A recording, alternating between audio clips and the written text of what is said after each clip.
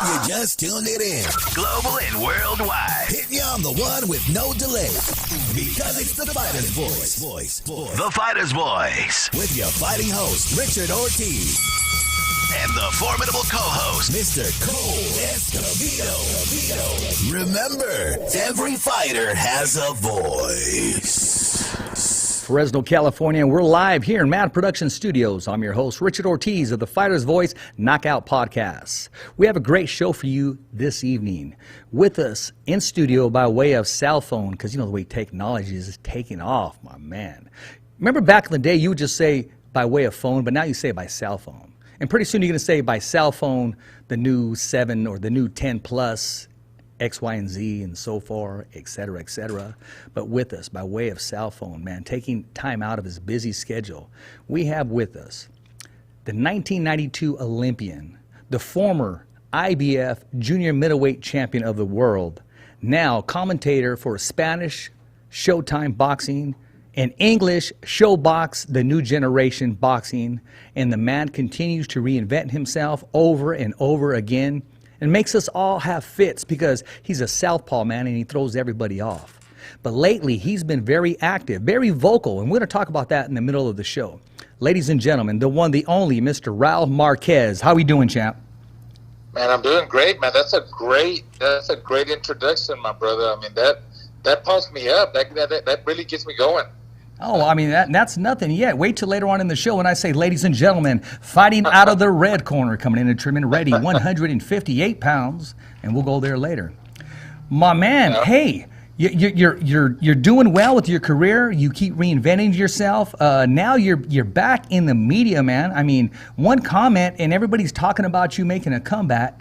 And if you want to jump right into it, we can, or we can soften the woods a little bit, and then, you know, later on jump in the ring with your plans. And, you know, I want to ask you, you know, is it something that you're really considering, or is it something that we're going to put off to the side? But I'll leave you with that thought. First of all, I want to congratulate you, man, for doing an outstanding job with Showtime. Commend Showtime for hiring you. They've kept you on, and you're doing a great job of commentating. I listen to a lot, and I have my favorites, and you're one of them, honestly. I really appreciate it, man. I really treat this job like, you know, when I was a fighter. You know, when I was a fighter, I would really prepare myself, you know, for a fight, you know, when I was going to compete. So, you know, I've been with Showtime now for 8 years now doing Showbox, you know, with Barry Thompson, Steve Farhood. And then I've been doing the Spanish feed on Showtime Championship Boxing with Alejandro Luna, who's from L.A., that, you know, he used to work for Univision Sports. So yeah, it's a great family to be with. I'm really excited about being with them, you know, for such a long time. But even before I got with them, you know, I've been doing broadcasting since I believe 1996, 1997, with various different, you know, TV platforms, and just calling international fights, doing Spanish and English. I mean, I worked with just about any of the top guys you could think of: Al Bernstein, Kurt Menefee, Rich Murata, Bob Papa. I worked with a lot of different guys, you know, and I'm just blessed now that, you know, working with two Hall of Famers on Showbox, Barry Thompson, Steve Farhood, and then doing the Spanish on Showtime Championship Boxing. It's a blessing, you know, after boxing, you know, after I retired from boxing and doing this job, you know, I really like to, you know, bring the fans, you know, you really break it down, you know, and let the fans know what's going on, and know what a fighter, you know, has to do, or, you know, his game plan, or you know, what it feels to be in there when you got bleeding with both eyes, or you get hurt. You know, just let the fans know what boxing's about, and you know, describe what's going on and be able to break it down the right way. Well, you know what? When you're in there, I mean, commentating, I mean, we're in there with you because you're walking us through. I mean, you're talking about the transition the fighter needs to make. You're talking about what fighter A needs to continue to do to be successful, and what fighter B needs to do to offset fighter A and to put himself back into the fight. I mean, your detail is very crisp and it's very defined, and it's actually your storytelling. Absolutely, you know, yeah. I mean, I tell it like it is, you know, and I don't like to favor everybody.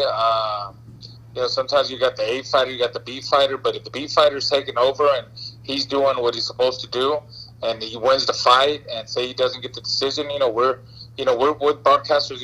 I believe me and Barry and Steve, we call it like it is. If we don't believe the guy won, we're gonna say the guy didn't win. We're gonna be honest with you guys, and that's what I think. That's why people like us so much as a team. Because we speak. We tell the truth. And we talk what we see. That's the way we like to call it. Speaking of telling the truth, last week we had Robert Garcia himself, the Hall of Famer trainer, and I made a comment on there. I said, hey, if you don't want to hear the truth, don't ask Robert Garcia a question, because he's going to tell you the truth. Yeah, Robert, I know Robert really good in the Garcia family. Back when I fought Fernando Vargas, the Pops, and of course Mikey Garcia and Robert, they've done really good for themselves. And yeah, you're right. Robert, he's very honest, and he's blunt, and he speaks the truth. He does, man, and we know as well as anybody else, this business, it's a little different when it comes to announcing that decision. But nevertheless, man, we're hooked on the sweet science. We enjoy, love it, and Ali Sebak said it best. He said, "Richard, you do what you love, you'll never work a day in your life." That's true. That is very true. My man Eli, he loves his job. Yeah. He's everywhere too. Oh, he's the GOAT, man. That guy's the GOAT. Plain and simple, hands down, period. Exactly, yeah. He knows, it's true what he says. It's very true. Well, speaking of true, man, I know you're true to who you are, and, lately, you've been very vocal, man. You're not just working out for anything. Today you shared with me, you went 6 rounds today, 6 rounds of sparring with your son, your youngest son. And when Pop's just not holding the mitts anymore, Pop's got some work in there. And I know you're fine-tuning yourself and you're getting ready, man. I'm hearing Mike Tyson's making a comeback, okay? Roy Jones Jr., I'm hearing it's just names. Oscar De La Hoya wants to call him, officially announce his comeback. And now we got other fighters that are also as well wants to make that comeback. I love the fact, because I would never ever tell a fighter what to do, as long as they stay on the same tour that they're in. You know what I'm saying? It's like 40-year-olds with 40-year-olds. I love Mike Tyson. I just don't want to see him fight the Gypsy King anytime soon. Right. I agree. Another one that just recently said he's making a comeback. It just came out 2 days ago, and he posted a picture of himself, and he looked really good. He looked in great shape. Is my Olympic teammate, Chris Bird. Yes, he did. He did look good.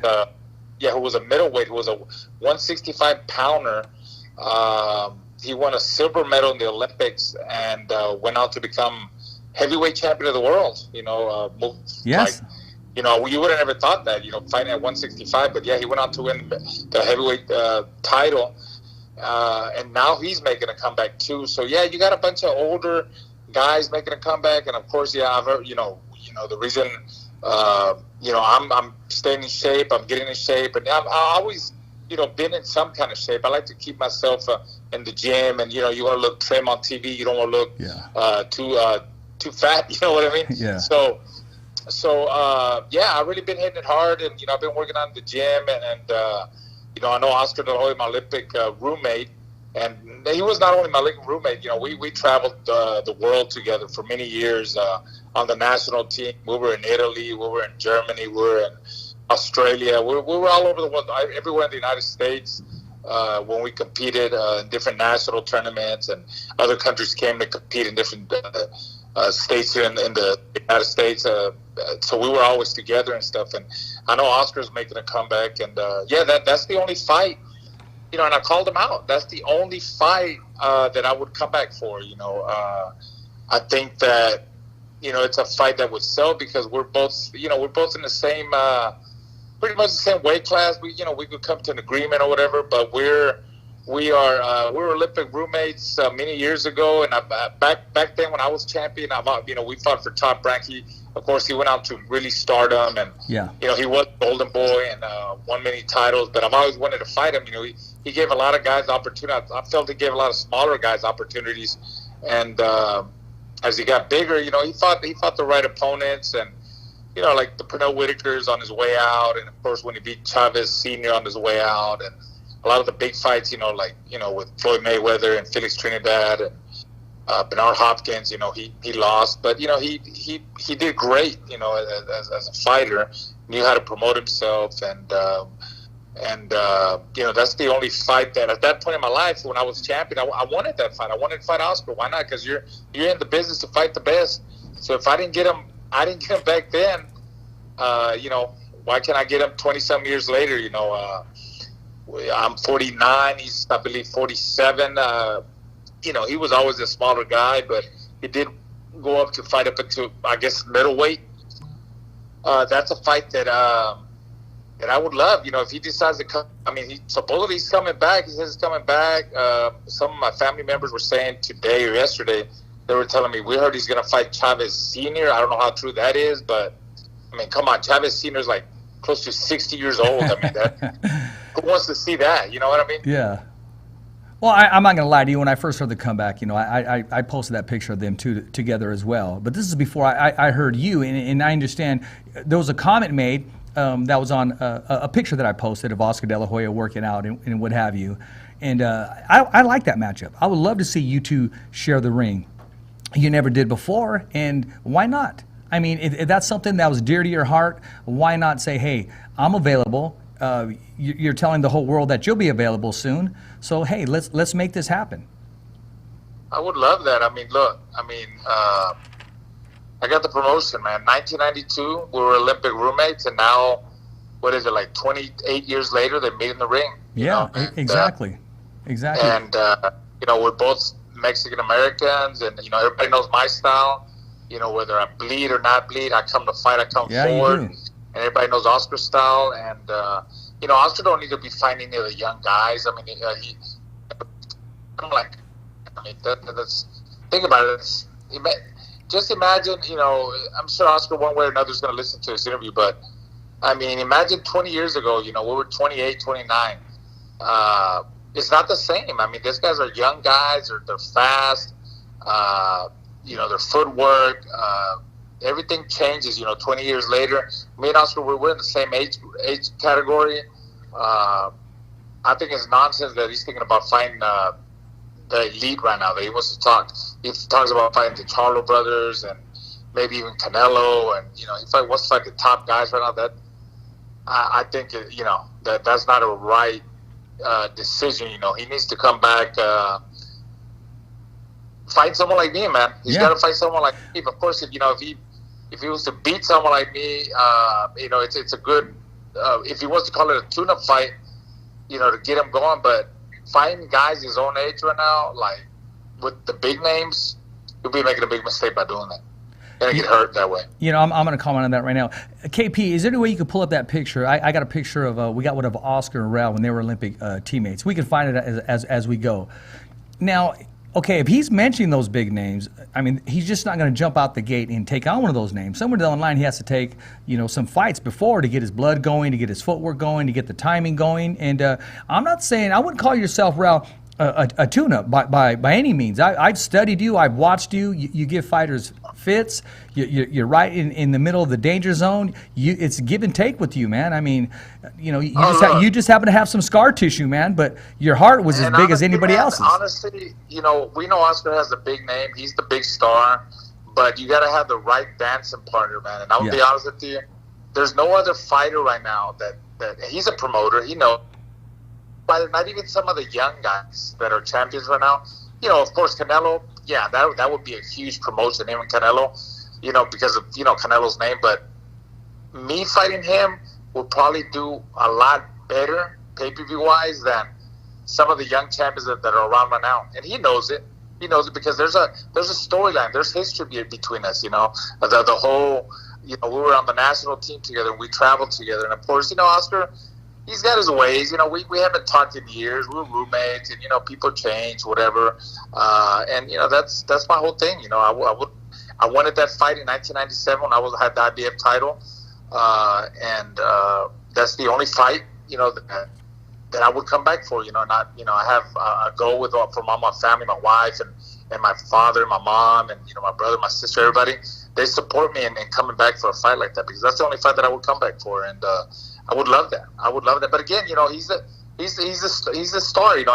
Everybody wants to fight him. did I even hear Robert Garcia wanted to fight him at one point? I think I heard Robert Garcia being mentioned.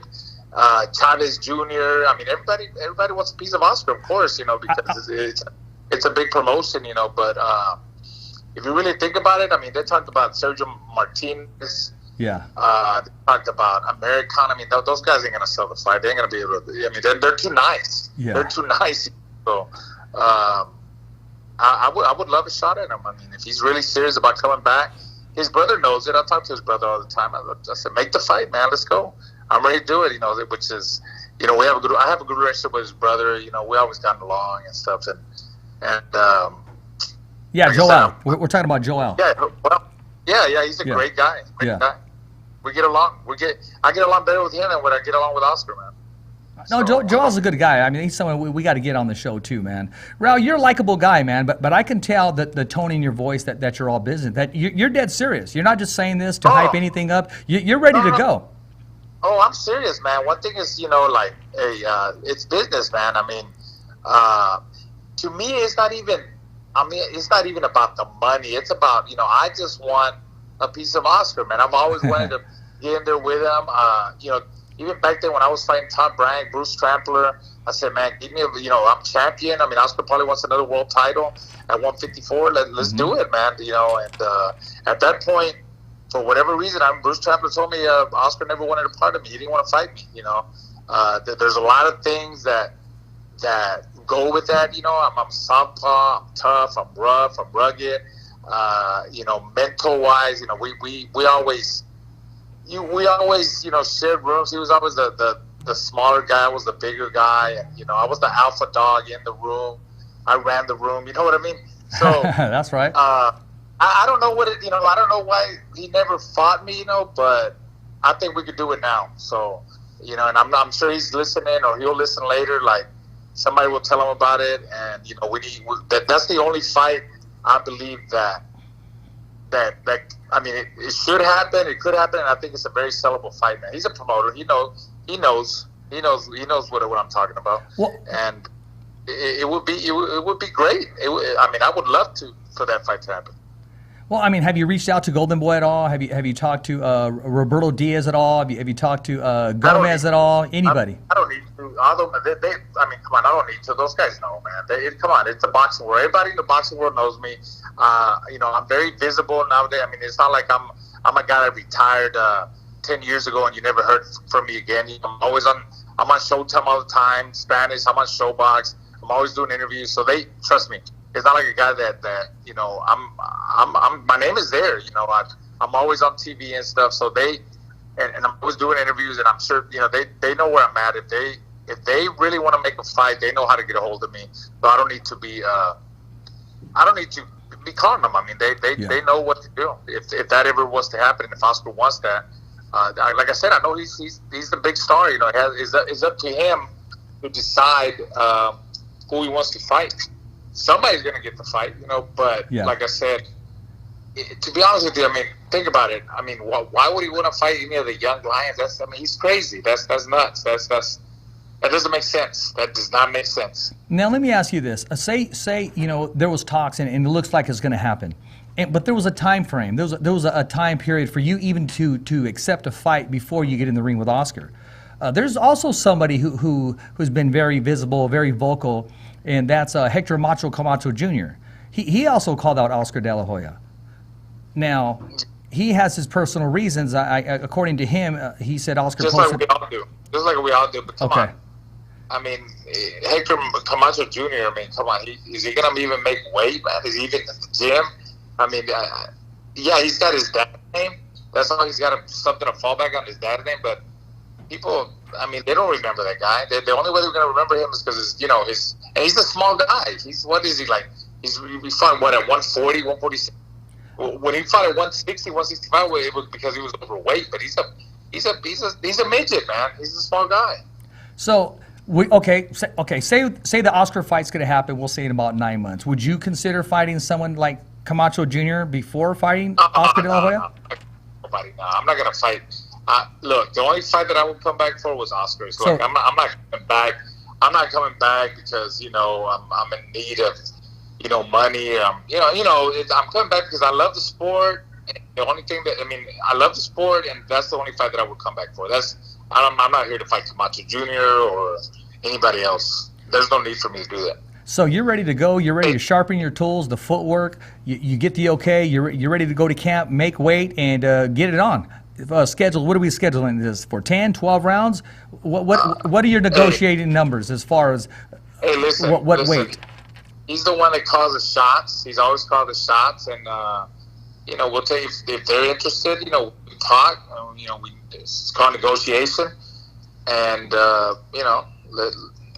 hopefully they'll listen to the interview and they'll get the word out there. So they already know. They know. So I think I think it's a fight that people want to see. Just by seeing people on social media, I get a lot of good remarks. People want to see that fight. People would love to see that fight. They don't want to see him with any of the young guys. They don't want to see him with Canelo. They don't want to see him with no one else. I mean, me and him, it's a very sellable fight if he's really serious about making that comeback. I can see it very sellable. I can see it happening, and I can't see anybody honestly giving me a reason why it shouldn't happen. Correct. I mean, like I said, there's a big storyline, and there's more to it. There's a lot more to it. I got my own personal reasons why I want that fight. Raul, tell us, tell the world, tell the Fighter's Voice why you want to take that fight. That's and I had done other interviews, and I don't need to speak more than that. Until the fight ever does happen, and we promote it, and that's when all that's going to come out. But there's no reason to talk anymore about that. If that does ever happen, like I said, I got my personal reasons why. I want a piece of the golden boy, man. The golden girl. He was my golden girl. So, we'll see what happens, man. Yeah, I'm pretty sure it'll get back to his people, and it'll motivate him. At least want to at least make a comment. Whatever it takes. If I need to talk more, just give me a call. Let the golden boy people, Eric Gomez. Anybody, give me a call, and we could make the fight. We can make the fight, and I think it'll be huge, man. I think it'll be a good. I agree with you. It makes all the sense in the world. He's not gonna fight a guy that's out of shape. He's the guy that I'm a guy that's still in the limelight. Everybody in the boxing world knows me. There's a storyline behind it about roommates, and not only roommates in the Olympics, but even roommates before that on the national team. Like I said, we travel all over together when we're together. So there's a lot of storylines there, a lot of ways to promote the event. And it's not a fight that people are going to say, oh, man, he's fighting a chump. He's fighting a guy that's not even tough. He's fighting a guy that's, he's been done from boxing. Guy can't even talk. Obviously, it's not like that with me. And I want that fight, man. I want that fight. That's the only fight I would come back for. And he knows it. Well, hey, you made that perfectly clear, man. So, we're going to move on, but we're gonna have one last comment at the very end of the show. But let's talk about some fights that matter today, that did happen. I mean, I want to say, first of all, congratulations to Robert Garcia's Boxing Academy in Bam Rodriguez with that first round knockout. I mean, both brothers. His brother is Joshua Franco, and they come from a fighting family, man. I know you're with Showtime, but I know you enjoy the sweet science of boxing, and you enjoy good boxing events. Oh, absolutely, man. Any fighters that what I really enjoy, fighters that, because I'm involved a lot in the amateur boxing, because my 19-year-old son, Giovanni, the one that I posted that I sparred, he's a pretty good amateur. He's a top amateur, and a lot of people know about him because we've been to national tournaments a couple of times. But what I really enjoy is seeing guys that had a good amateur pedigree, or guys that I've seen, at the national level, and then they turn pro, and I like to see them coming up. How they develop when their pro debut, their second fight, their third fight, their fifth fight, their 10th fight. How they're coming up in the boxing world, and how they're being developed and getting tested against different styles of opponents. Because some of them they'll put them in there with a strong guy. Sometimes they'll put them in with a really slick guy, a guy that's pretty awkward, a guy that holds a lot, a guy that moves around a lot all over the place, or mix up the both. and that's testing their skills, to see where they're at that point, because sooner or later when this guy the big time, when they get that big shot at the world title, they're ready for whatever, whatever comes at them.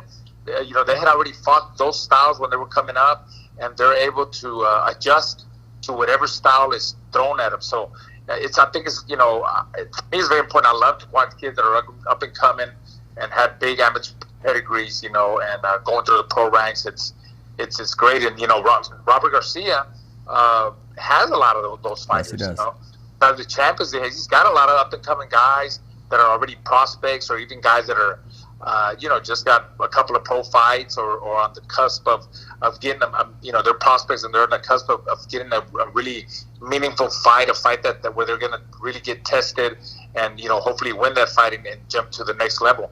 So I love to see those kind of fights, those kind of fighters. I agree with you.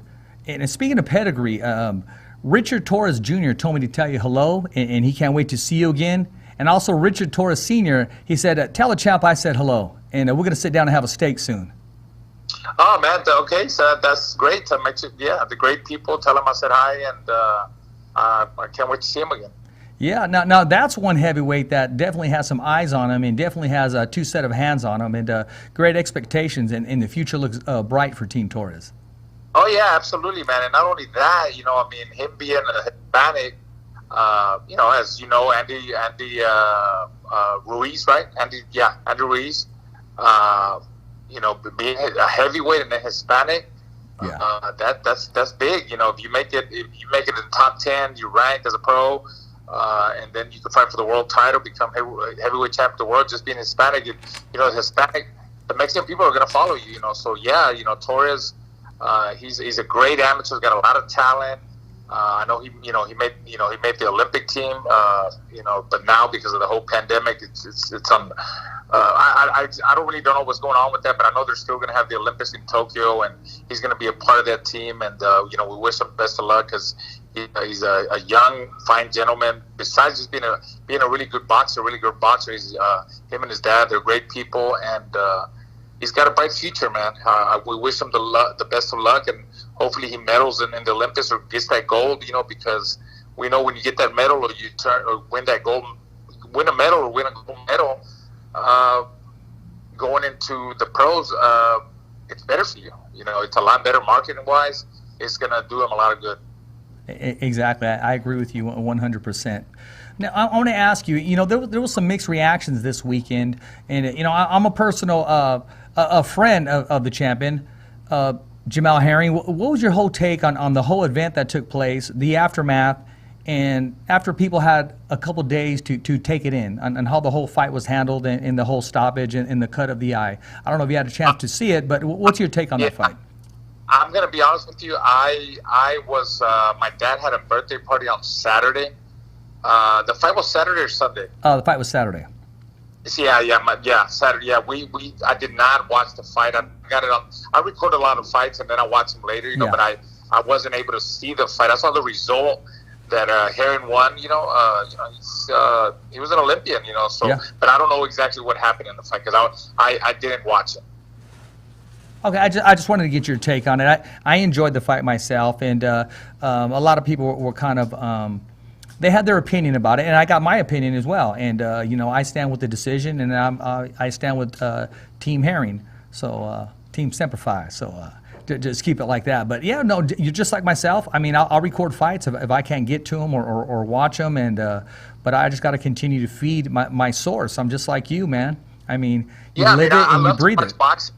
Yeah, I love to watch boxing, but sometimes we first of all, I got to study for my fights on Showtime. And, and we cover a lot of fights. We got we got some good fights coming up here in a couple of weeks. And then of course, me being busy with my gym, and busy with my son, helping my son out, and then being busy with my family. My wife and my two little ones. So that keeps me real busy. And sometimes I just don't have time to watch them all. But I try to record as many as I can, so I can kind of just watch some of the rounds. And I like to see. I love to see boxing, but I also like to see some of the broadcasters, what kind of job they're doing and how they're doing, and that's just me, because I'm in the game, so I like to see competition, I guess. Exactly. Hey, well, I'm going to pick your brain a little bit. Tell us the life of a commentator. How does he prepare? What do they expect of you? And what are the do's and don'ts behind the camera? Well, I mean, look, I'm with a very professional company, Showtime, and we're very professional people. There ain't really no do's and don'ts, but I mean, the way we prepare myself, they send you everything, man. They send you bios on the fighters. They send you tapes, the fights of the past fights, and then we got fighter meetings with the fighters. Each one of them that's gonna fight on TV. But that again, that's up to you as a broadcaster to want to prepare. That's some commentators or ex-fighters, they might think, oh, I know boxing, I don't need to prepare myself, but that's not true. It's up to you to really want to prepare yourself and be at your best and know everything about the fighter, his style, a lot of his background.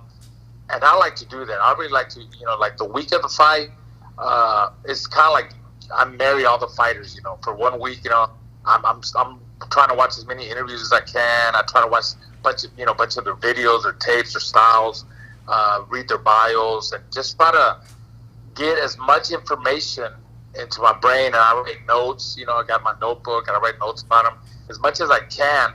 That way, whenever and then on top of the fighter meetings, that's.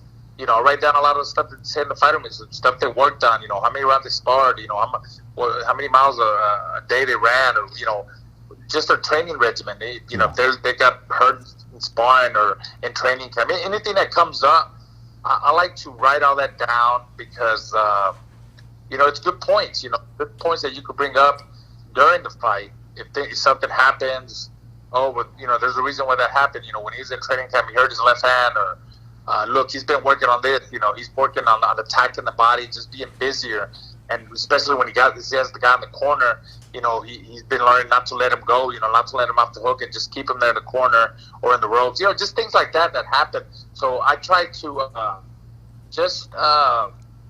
put as much as I can into my brain and even write notes about the fighters. That way, when I do my own cameras or, we're calling the fight, I could deliver, man, and give the audience the best call that I can. That's my job as a broadcaster to do, as not only a broadcaster, but as an ex-fighter, because I am the ex-fighter, and people want to, they respect that. A lot of people, hey, this guy was in there with, some good fighters. He was a world champion, he was an Olympian, so I want to be able to describe to them what's going on and just have a good call, have a good show. Very well said. And since you brought up your career, this question, I got a question for you. It's from Eric Hernandez of Dog Boxer.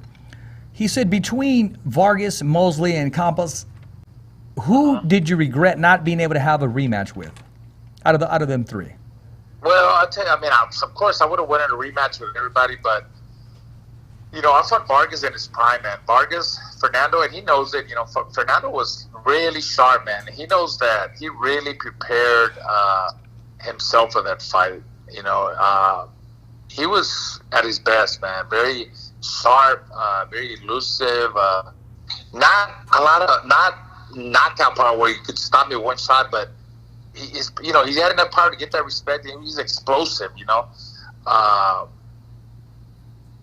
I fought the best Fernando Vargas, man. I really think so, and he could probably attend for that. And I would have liked a rematch with him. And of course, Middleweight Campus for sure. I would have wanted a rematch with him. That's a fight that I should have. And maybe that guy knows that. The guy that sent the message. I fought Middleweight Campus 3 months, not even 3 months, 2.5 months after I was cut up really bad from the Keith Mullins fight. That was on the De La Hoya Hector Camacho undercard. I was the co-main event in September of 1997. Whatever date is, 14, 17 September, whatever that is. By December the 6th of that same year, I was already fighting Middleweight Campus. And when I fought Middleweight Campus, I was defending my title. Middleweight Campus was supposed to be the next Chavez Senior. Yeah. Not Chavez Junior, but Chavez Senior in Mexico. He had a knockout record. He was knocking everybody out. He was, devastating body puncher. He was a really good fighter at that point. And I'm here fighting him 3 months later, not even 3 months later, September, October, November, December, 2.5 months later. And I had camped in between that, and I had gotten cut on the De La Hoya Camacho card. I was a co-main event with Keith Mullins, which I knew Keith Mullins was a great fighter because I knew him in the amateurs. He was in the Olympic trials. He was in the Army, and he was a good fighter, tough fighter. I got cut up like really bad in that fight. I got like 70-some stitches. And here I am 2.5 months later fighting a knockout artist, Boy Campos. Even during training camp, my face was kind of swollen a little bit, and my dad was like, maybe we should pull out. And I didn't listen. I was stubborn. I was like, no, we're going to beat this guy. And he, and then I go in there with Boy Campos. And as the fight, when the fight got stopped in the 8th or 9th round, the judges had the fight even. One judge had it for me, one judge had it for him, and one judge had it even. But my face just didn't hold up, man. The doctor said my scars, my tissue was like, it looked okay from the outside, but the inside, my skin was still traumatized. He called it traumatized. And my face really, like, I didn't really cut. I had little bitty cuts, but it was more, my face just swelled up. It was like this test, I just looked bad, man. It swelled up really bad, and my eyes closed up, and I wasn't able to see, like, he really didn't hurt me. Just he jumped on me. He threw a lot of combinations, and then the referee stopped the fight. I couldn't see no more.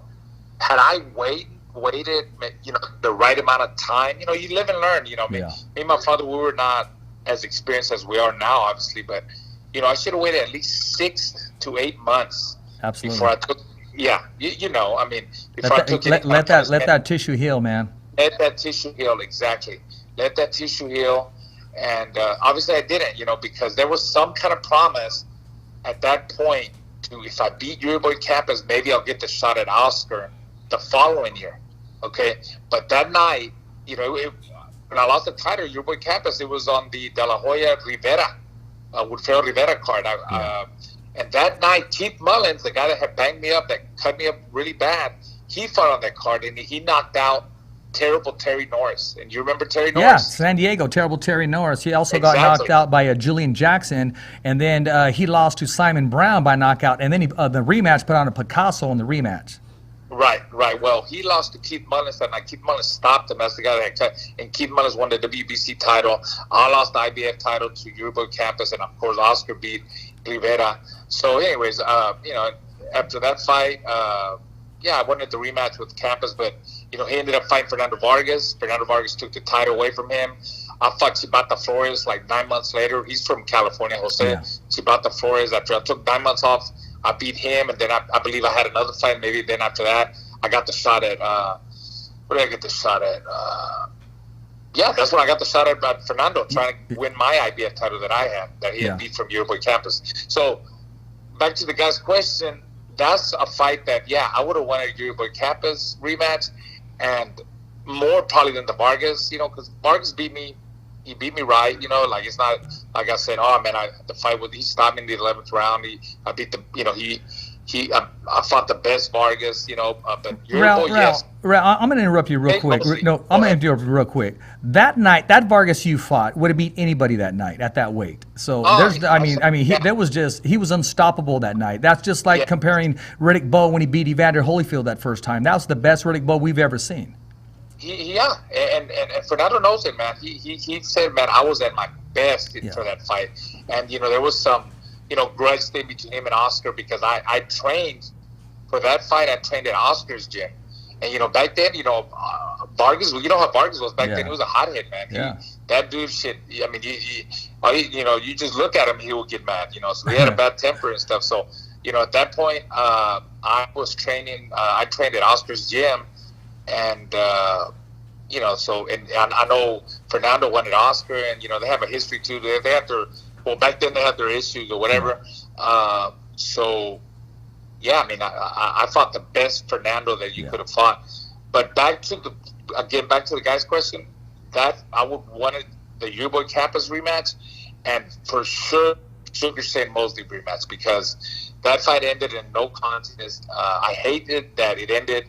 We banged heads in the 3rd round, or fourth round, whatever round it was, third round, and it was accidental headbutts. Of course, yeah. I mean, Shane. You can say Shane came in with his head order.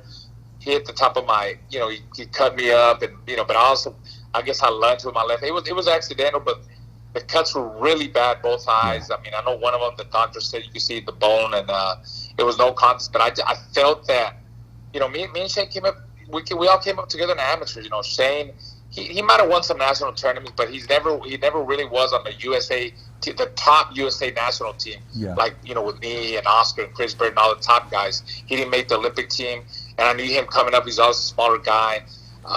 So when I found him at 154, man, I was like, okay, what this is Shane. I mean, first round, yeah, he was fast, but he wasn't fast like where I couldn't see his shots. Yeah. He wasn't really sharp like Fernando was. Back when I fought Fernando, and my thing was to take Mosley to the second half of the fight. And I felt that every time I would hit him with my left hand or whatever, any punch I hit him, he would just hold on to me like a crab. If you watch the fight, it was strong only 2 dude rounds. too, man. Very strong. Yeah, every time I would hit him, he would just hold on me. So he felt my strength, and everybody has the right to their opinion. I just wish the fight would have gone longer. Too bad it ended that. But yeah, that's a rematch I would have always wanted even back then. But he ended up fighting Oscar that same year, and he beat Oscar again for the second time. And so, yeah, that's my answer for that guy's question. It would be the Campus fight and the Mosley fight back then when I would have wanted the rematch, but I mean I was never able to get it. No. Hey, well, Eric Hernandez, you scored on that because you didn't just get an answer. You got detail and you got facts, my man. So great question there. Hey, I want to ask you, let's talk about the future. And you mentioned earlier today that you sparred with your youngest son who's in the amateurs. Right. The champ went 6 rounds with him. And, let's talk about his future. Is boxing something that comes natural to him? Does he have that work ethic? Does he have that natural pedigree? Does he see it in his future? And Pops, I'm going to ask you, as a Pops, as trainer, as an advisor, does he have what it takes? Oh, absolutely. First of all, my dad, who trained me is the one that's who trains my son. But I try to help him as much as I can when I have time. And, like today we did some work.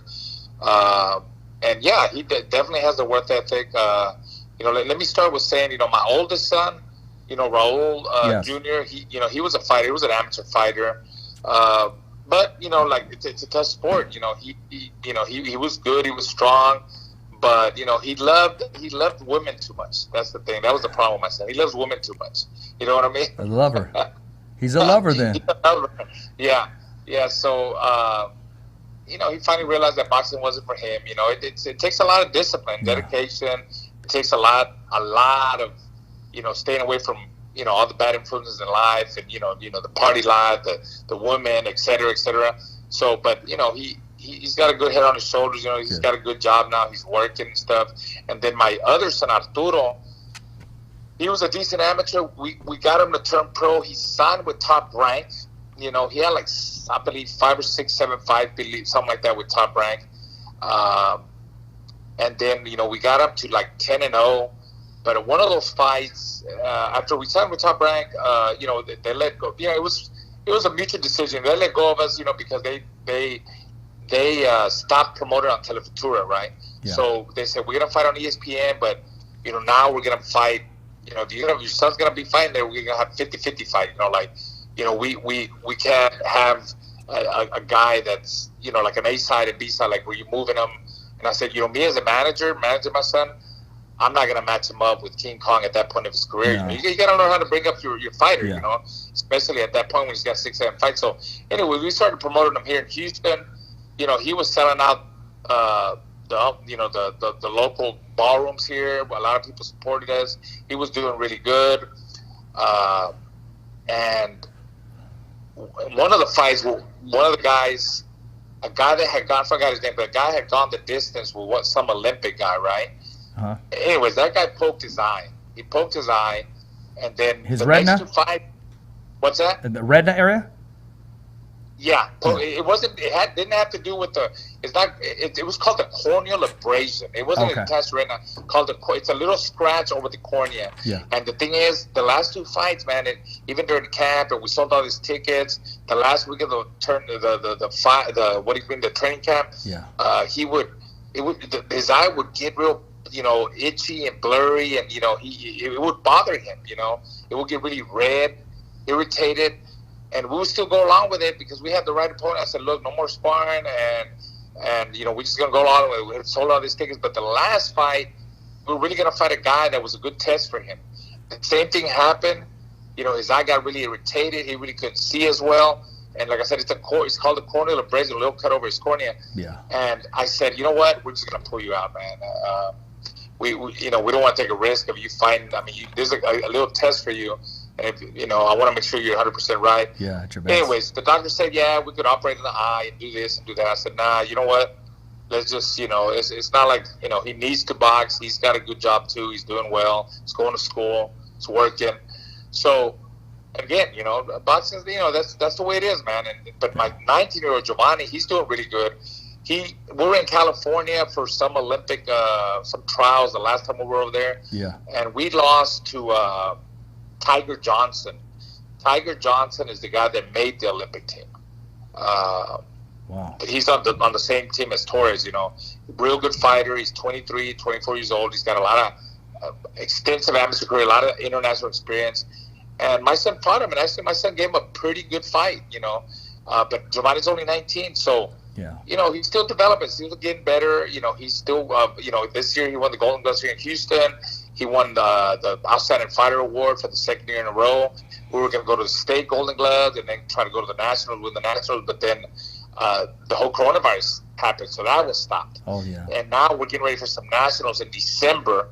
They were going to be in Lake Charles, Louisiana, but now they moved them because of the hurricane that just recently hit over there in Lake Charles, and messed up the whole city in some kind of way. So they're going to move somewhere in the Nationals in December. So that's what we're aiming for now. We're trying to go to that and try to get on the national team, try to get experience. I think Giovanni has learned a lot. Obviously he trains with my father. My father trained me. He learns from me, but he also learned even from his older brothers. The mistakes, Arturo and RJ, mistakes they made. Yeah. He's really disciplined, man. He's really dedicated. And like I said, my son's good, but it's a tough sport. It's a tough sport. A lot of it. Sometimes, there could be so many good fighters, and you got timing in life.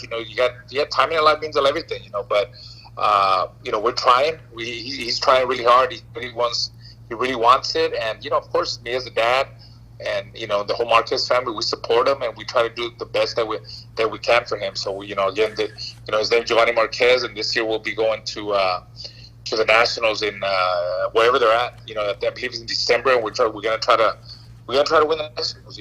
Get our name up there and start winning big national tournaments, so we can get on the national team. Well, I mean, you got a game plan in place, man, and that's great that a fighter has that support. There's some fighters, they don't get that backbone, they don't get that support system, and it sounds like you given all the support needed and support all your kids, whether they're in the ring or not. So that's very good. And because a lot of the times when they come from a boxing family, they have no choice but to love it.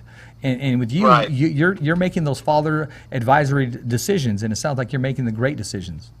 Oh yeah, and actually, like they wanted all of them wanted to box. It's not because I was pressuring them to box. I mean, I didn't want them to box. I mean, they gave me hell. Like for a while, they wanted to box. Even Giovanni, for a while, I didn't let him box until he said, "Dad, I really want to box. I really want to box." And so I got him in the sport. I got him to compete and all that. Get him in the gym, and they want to do it. It's not like it's not one of the things. Oh, I was a fighter. They got to be boxers too. No, yeah. They wanted to do it. I guess they see so much of it, so they're like, man, I want to try it too. So, for Giovanni now, that's the only one. Sometimes, obviously he's my son. People know me in the boxing world. Sometimes it's hard for him, because that's a lot of pressure. Because right away, like people want to see him fight. Oh, let's see what he's got. Let's see what kind of style. Let's see if he's good. Let's see if he could be like his dad. So that's a lot of pressure for him, and it's nerve-wracking. But he takes pressure very well. If anybody could take it well, I think I'm probably the one that's getting more nervous and more work than he does, because he, for 19 years old, and like I said, a lot of people want to see what it's about because he's my son. He takes pressure very well, and that's good, because a lot of it is mental. Like he has skills, he's got skills and all, but also when you're in the ring, the lights come on, and you got people watching you. A lot of fighters, they freeze, man. They can't take that kind of pressure. They just freeze. I've seen it before in Showbox. Different fighters coming up where they just totally freeze and they don't perform it. But Giovanni, he's very well. He takes it very well. He's very relaxed in there, and he performs all the time to his fullest. And I got to give him that, because it's hard, when you got that extra added pressure, being that, your dad is well known in the boxing industry. Has that name. Has Pop's name. It's got to be hard, It's got to be hard for any fighter, any fighter, that has a dad that was an ex-fighter, an ex-champion, and had an even bigger name. So it must be, it's something hard to do and hard to take. Exactly. I agree with you big time. Now, I want to ask you on some of these fights, man. I want your take on them, if you can comment on them. Okay. It was official yesterday. I mean, the signing was official. Lomachenko, Teofimo Lopez is going to take place next time on another network other than the network that you work for. How do you see that fight taking place? Who do you have and why? Man, I don't like to pick fighters. Joey Gamage. Do you know Joey Gamage? Yeah, Joey Gamage. Yeah. Otto Wallen. He trains that heavyweight, Otto Wallen, that we had on Showtime, right? And I had a very interesting conversation with him. He knows both fighters. He knows both fighters, and I was very surprised. The thing is, I don't want to tell you, I was just very surprised, because I think Lomachenko, man. I think the best of him. He's highly of Lomachenko, man. His movement. He's a technical fighter. He's got power. He hits you from different angles, and of course,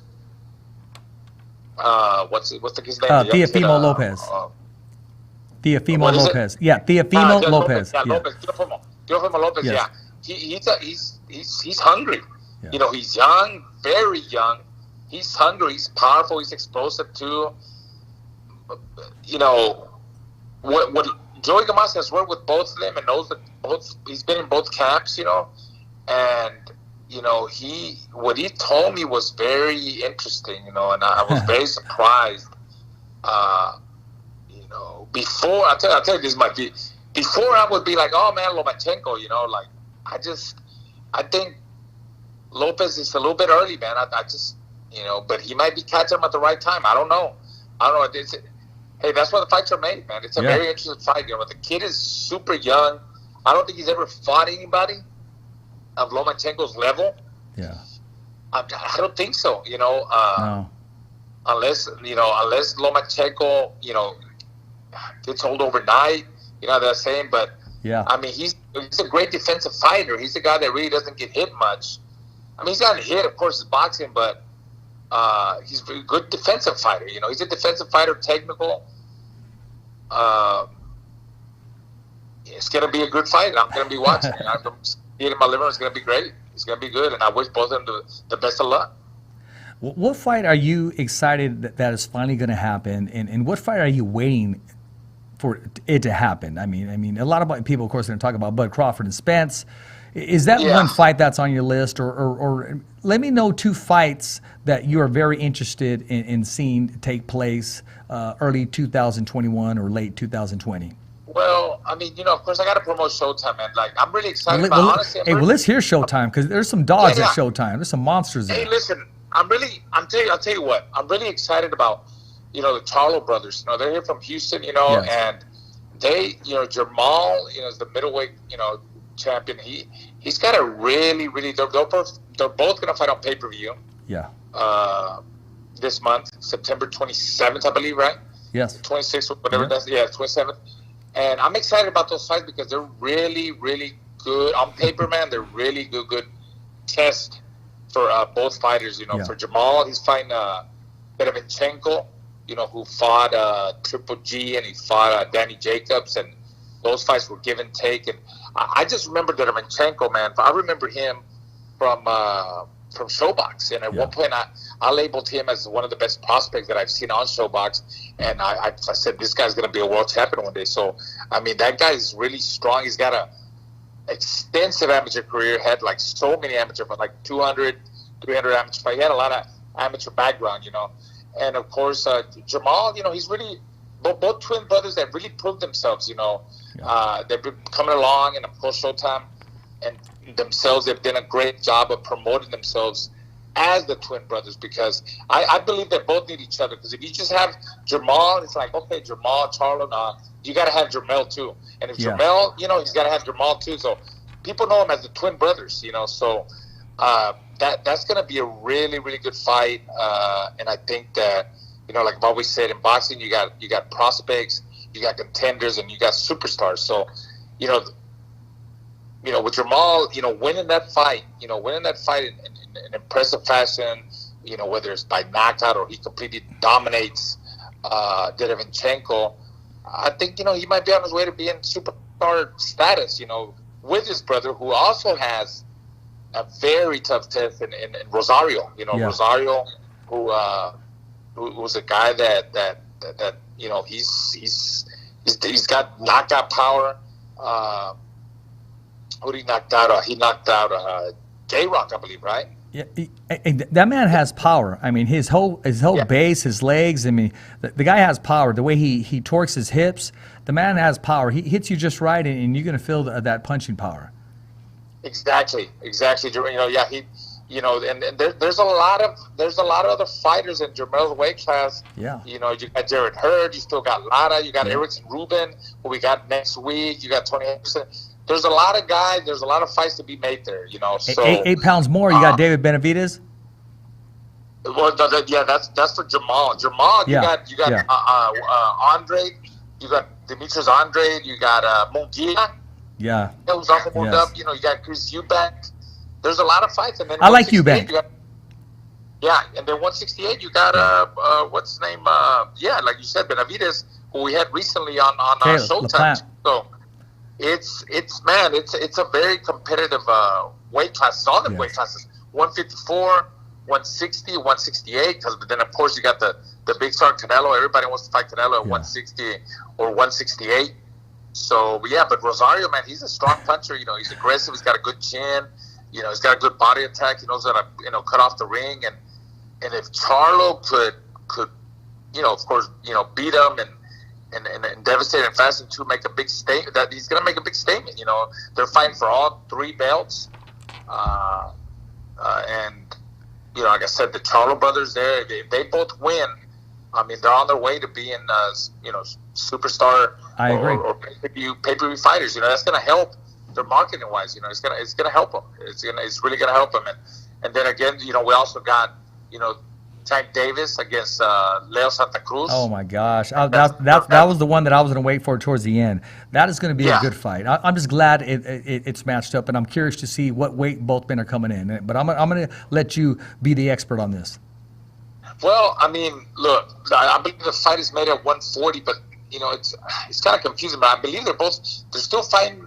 They explained to us how it works, but I believe they're both fighting for the 130 belt and 135. Yes, okay. They're fighting for Leo's belt, and they're also fighting for Tank Davis' belt. But look, on paper, man, Tank Davis, I don't think he's fighting anybody that has the experience that Leo has. I mean, he fought Yorikis Gamboa. Yeah. But I think Yorikis Gamboa did past his prime. He was an Olympic gold medalist, but he beat him. He took care of business. Yeah. He finally stopped him. He did show that, he got tired. He got tired towards the end of the fight. I think highly of Gervonta Davis. He's a good fighter, but as long as he dedicates himself, as long as he has a good camp and he's dedicating himself, he's disciplined himself. And, what can I say about Leo? I mean, Leo's been in there against the best.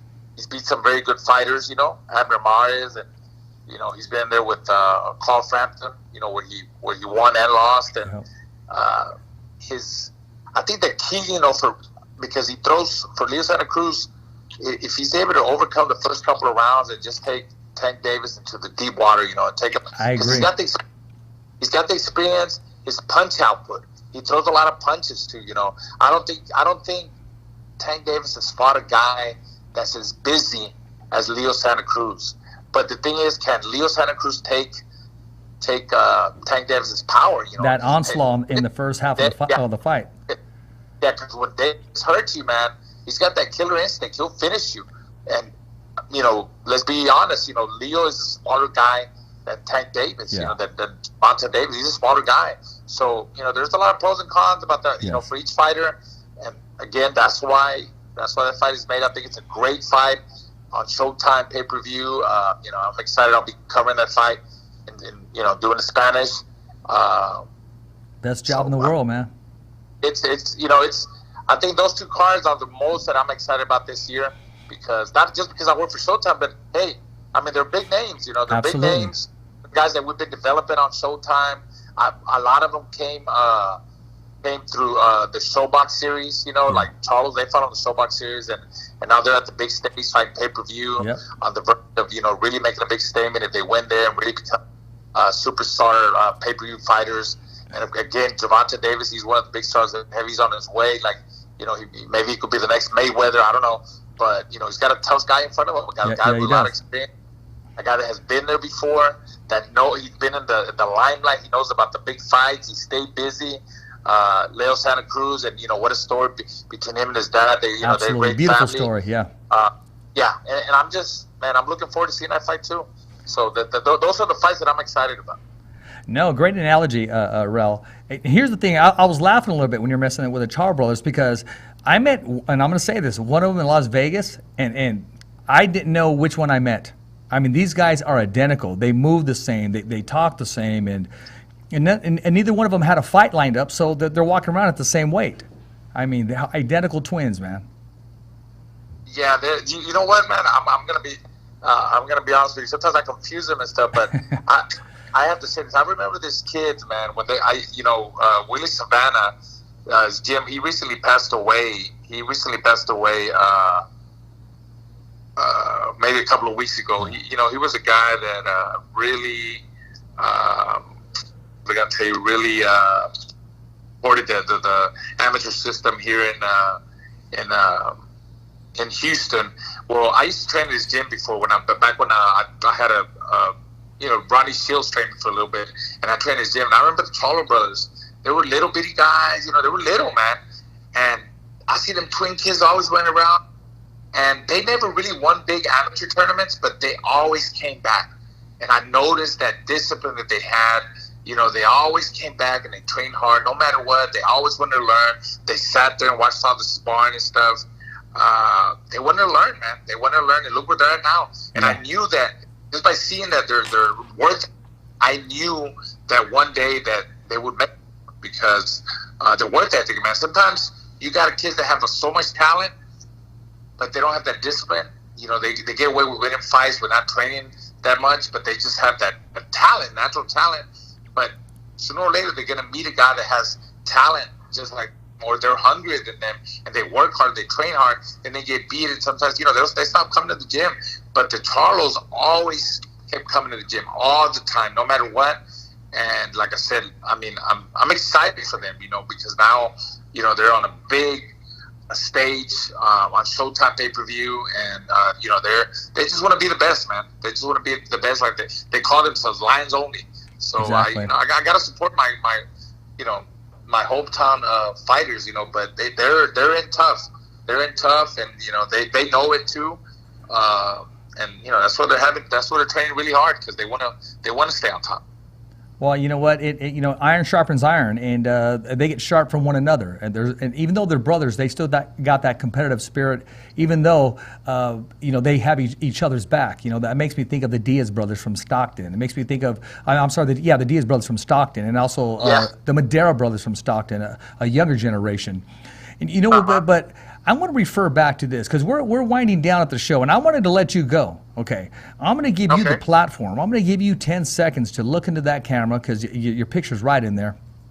Okay. And I want you to let Oscar De La Hoya know that you mean business, that you really want this fight. Here's your opportunity right now, because you've been on a lot of podcasts, but I don't think anybody's Right. ever given you the platform like this. I'm giving it to you right now, my man. All right, man. Hey, look, Oscar, if you're listening to this, make the fight happen, man. Make the fight happen. I mean, there's no reason for you to go look anywhere else. We go way back. You know our history. You know everything we've done. You know all the good things we've done together. You know all the bad things we've done together. We traveled all the world together, all over the United States together. And we talked, even back then, when you were 132, 125, 132, and I was 147, 156. You knew all the time, we were like, man, what if you fought one day? That would be crazy as pros, you know. And you know that when I was champion, I wanted that fight. But you never gave me the opportunity. And now you're talking about coming back. You want to come back. And if you really want to come back, there's no need to look anywhere further, man. You know, you're a promoter. We have a storyline. We have history together. That's the fight that people want to see. Me and you. There's no reason for you to go look and fight Tahir Chavez Sr., who's 59 years old, close to 60. La Maravilla Martinez, Maidana. I don't know what other fighters have been mentioned. Me and you is a fight that people want to see and it's going to sell. People want to see that fight. Make it happen. I know you're the guy. You're the one that makes the shots, the decisions. Let's do it, man. Let's do it for the fans. You know, you say you want to do it for the glory. Let's do it for the glory. It's not about money. It's nothing like that. I know you have millions and millions. You know, I'm good where I'm at. Let's do it for the glory. That's what you always say. Let's do it for the glory. That's it. Very well said. Only on the Fighter's Voice. That everybody has a voice. Every fighter has a voice, and including you, champ Raul Marquez. You made it very clear. I had you come on the show, and I didn't want to bombard you with this whole Oscar question, because I wanted the fans, the followers, and the supporters to know exactly what the champ is still doing, how you reinvented yourself, a family man, a father, a man that has a career, a very good career, and is good at his craft. But yet, like every dog, like every fighter, you still have that burning desire deep in your corazon, your stomach. It's calling you, and it's now or never. That opportunity once opened up again, and it's now open as we speak. And I hope you get the desire of your heart, and I hope you give the fans and the followers exactly what they want and what they're anticipating, and that's the return of the Golden Boy taking on Raul Marquez. Make it happen. Golden Boy, El Diamante versus the Golden Boy. Remember, El Diamante. Diamond always cuts gold. there you go, man. Very well said. Very well said. I don't need to say more. Very well said. Well, what you can say is, hey, how do we follow you? How do we support your branch and your whole public figure, your Instagram, your Twitter? How do we support you, my man? Okay, man. I'm on Twitter. My Twitter is Raul Marquez, RaulMarquez 92. Of course, that's Raul Marquez 92. That's the year I went to the Olympics, 1992. So Raul Marquez 92. And then my Instagram is Raul Marquez 1992. Yeah, Raul Marquez 1992 is my Instagram. And of course, I'm on Facebook, just my name, Raul Marquez, RaulMarquez on Facebook. And that's it, man. I have no Snapchat. I just got 3 social medias. I think that's enough to deal with. My man, you got 4. Don't forget, we can catch you on Showbox, The Next Generation. Also, Showtime Boxing in Espanol. Raul Marquez, it's been a pleasure and an honor having you here on The Fighter's Voice. Every fighter has a voice, and so do you. I want to thank you, my man, for taking time out of your busy schedule and making this happen. You accepted the invitation. You showed nothing but class, and you showed nothing but courage to call out somebody that you always wanted to call out. You did it here on the platform. And we appreciate you, man, and we'll be rooting for you. And give us a time frame, man. Are we looking in 6 months? When's this thing going to happen? Oh man, I'm ready whenever the Golden Boy. Okay. Whenever the Golden Boy gets in the car and he went, I'm ready. Hey, man, and we'll be ready to support you and watch you. Hey, it's been a pleasure, man. We're going to go ahead and cut off right now, but I want you to go ahead and hold on, man, and we'll go ahead and cut his mic, KP. Hold on, because I want to have a few words with you as soon as we're off. All right. All right. Thanks for having me on, man. I had a great time. I had a blast. And, Absolutely. Anytime. Absolutely. Hey, Rich Ortiz, your host of The Fighter's Voice. Tomorrow we got Escovedo, the UFC veteran. He'll be on here on the platform with Stephanie Frosto of Madera, California. She's going to tell us all about the house of the UFC, Combate Americas, Bellators, and all the bouts and all the champions, and her career just continuing to bloom and take off. It's a wrap here in Fresno, California. Thumbs up for Richie. Of Richard Ortiz, Cole Escovedo, the special guests, and all the crew right here at the Kick-Ass Podcast. Saying hasta luego, babies. And always, thanks for listening.